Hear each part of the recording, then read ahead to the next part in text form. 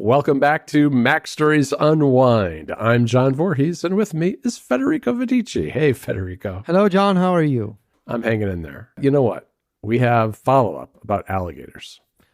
Okay, so that's a thing now, I guess, on this podcast. Interesting. This is all your fault. Please give me the alligator follow-up. Well, and this comes from two listeners who we know quite well. The first follow-up came from none other than Casey Liss. Okay. The Relay FM host and co-host of ATP. Okay. He told me that he has a strategy for dodging alligator. Wait. So Casey has a strategy to deal with alligators. So which seems to suggest that this is like a proven method that is tried multiple times. I think that he probably has. Now, you know, he's a fan of Disney World. He goes down to Disney. So maybe he's been dodging alligators at Disney World when he's on vacation. Are there alligators at Disney World? Well, not in Disney World proper. At least I hope not. But in Florida, for sure. So that would be. Oh, so that's the thing. Like there are alligators in Florida. Okay. Yeah, yes, because what I'm telling you is I don't think there are any alligators tromping around in his neighborhood in Virginia. That's all I'm saying. But you know, last week I talked about how there was an alligator spotted by the captured, in fact, by the police on a dark road 50 miles from where I live in North Carolina. And so Casey listened to the episode and got back to me and said, you know what you do?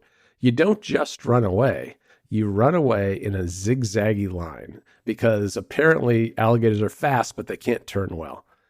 Now, I will say that I'm skeptical of this advice, but I do appreciate something to try. If just straight on running away is, you know, not working and I've got an alligator at my heels, I can always try dodging.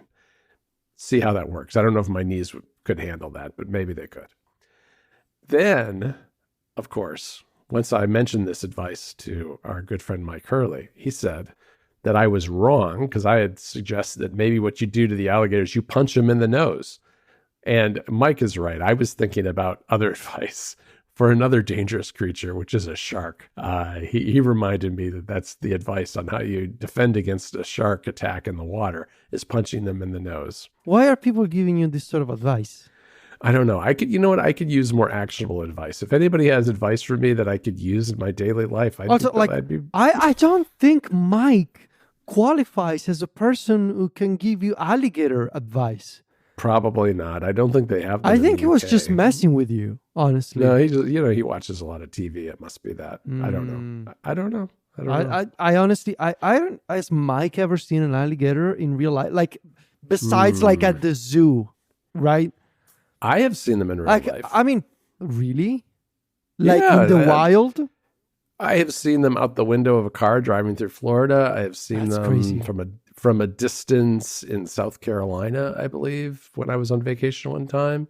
Yeah, I mean, not from any close distance, but I have seen them.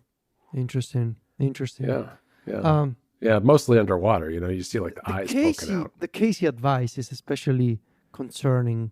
Like run away in a zigzag line because they can run, but they cannot turn. It's almost like Casey is thinking about alligators sort of in car terms. Yes, in car terms. Like, are they good at the slalom? Interesting. They can't slalom, but they're good at downhill. It's more like the Winter Olympics. Oh God! It's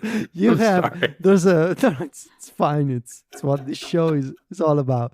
You have another item in these notes.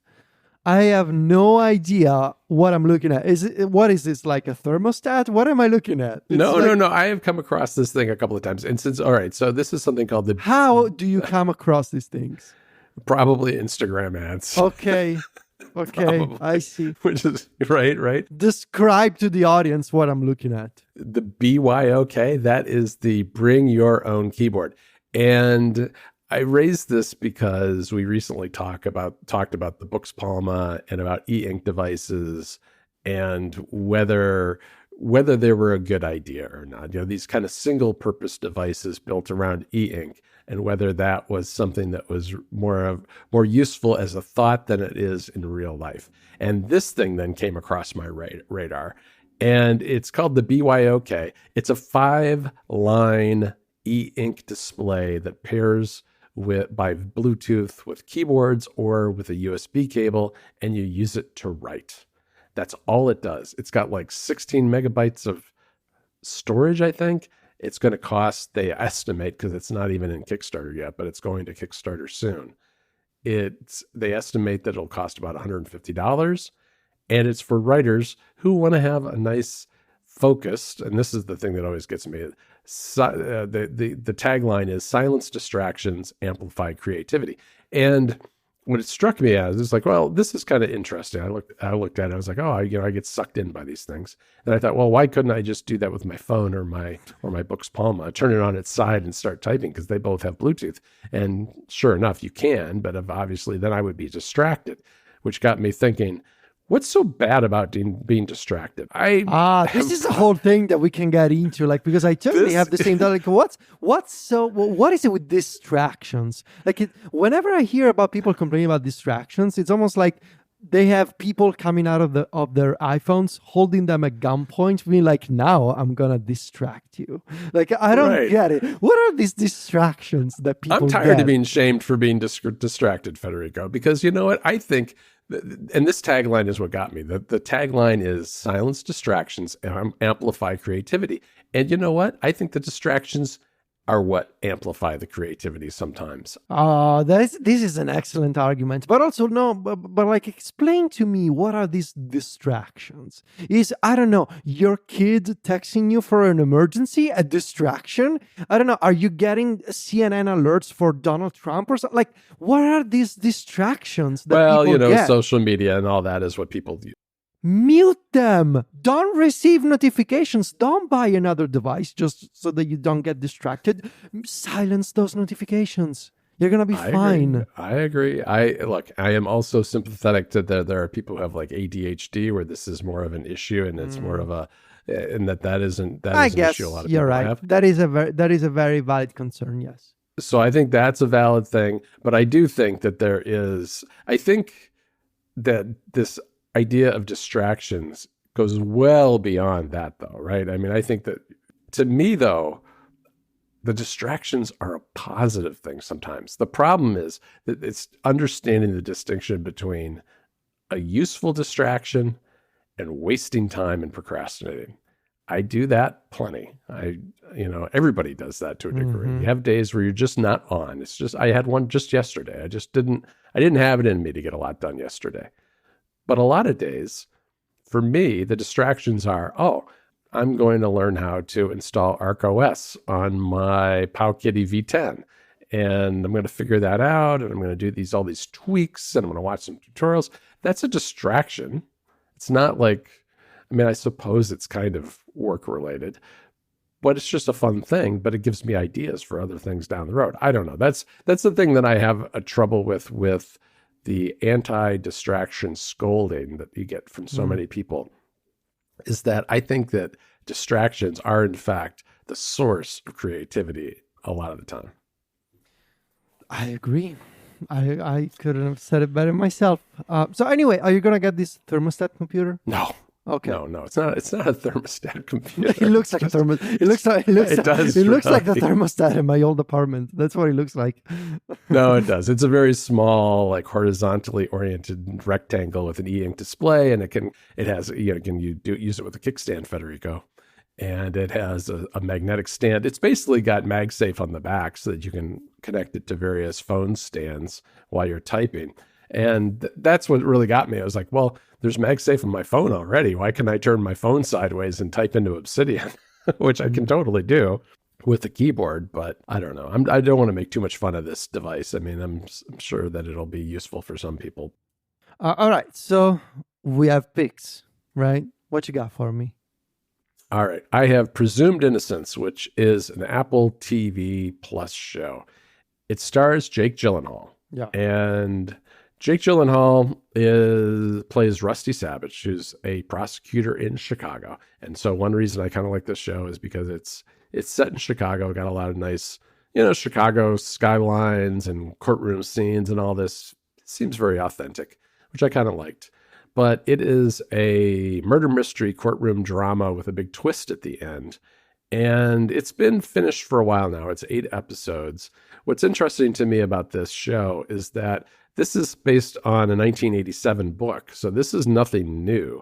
In fact, the author of this book, Scott Turow, was a partner at a law firm in Chicago when I was a lawyer in Chicago. And he kind of transitioned from being a kind of fairly successful big firm lawyer to being an author. And this was his very first book.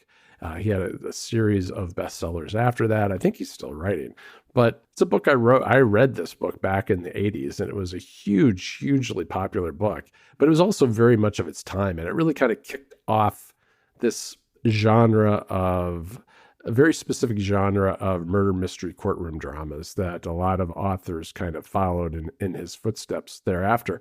And it was made into a movie starring Harrison Ford years ago, which, if my memory serves me, was pretty good, not great. And this TV series, it's been long enough since I read this book. I mean, boy, it's been more than 30 years. But I think it does a nice job of updating the story. It kind of focuses on the seedy side of the story, in that this is a story about a woman who was found murdered in her condo. And it turns out that she was having an affair with Rusty Savage, who's the prosecutor. They both worked in the same prosecutor's office, and he gets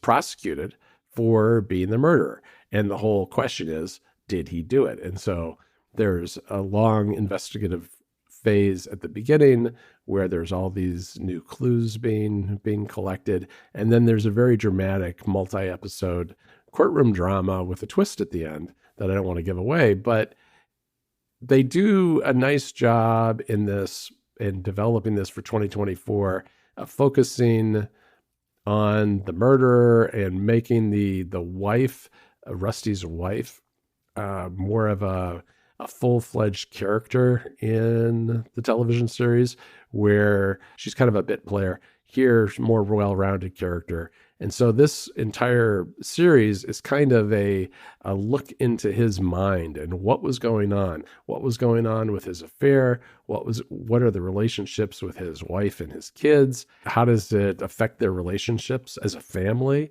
and also his relationship with his former coworkers and prosecutors. Just a really interesting psychological thriller type of television show. And, it's all out now, all 8 episodes, so you can kind of go and binge through it. I've been actually watching it on kind of a slow burn because it's a fairly intense show, and I'm just not in the mood for that every single night when I sit down, but I'm almost finished, and I recommend it. Nice. I want to mention a variety of indie games that I've been playing lately. Started playing them on my Steam Deck, and then I got an ROG Ally, and I installed Bazite on the ROG Ally, which is something that I want to talk about on MPC next. This is a version of SteamOS, basically, that you can install and dual boot on a Windows handheld.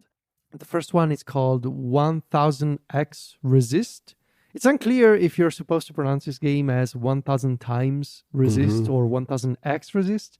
This is a very weird, fascinating game. I watched the trailer to this. You told me, I saw this in our notes. I was like, I've never heard of this. I looked up the trailer. I was like, oh, this is really strange. It doesn't belong to any particular genre of game. And it's also the first game from this new studio. And you can tell that this studio of, first of all, incredibly talented people, because their first game is something so fascinating, obviously informed by other art forms, right? And different types of media. I think, as you can see the influences behind this game. Yeah, it has an anime vibe to it for sure. Yeah, it's got an anime vibe. It's got in places it almost plays like a point and click adventure, and then it plays like a.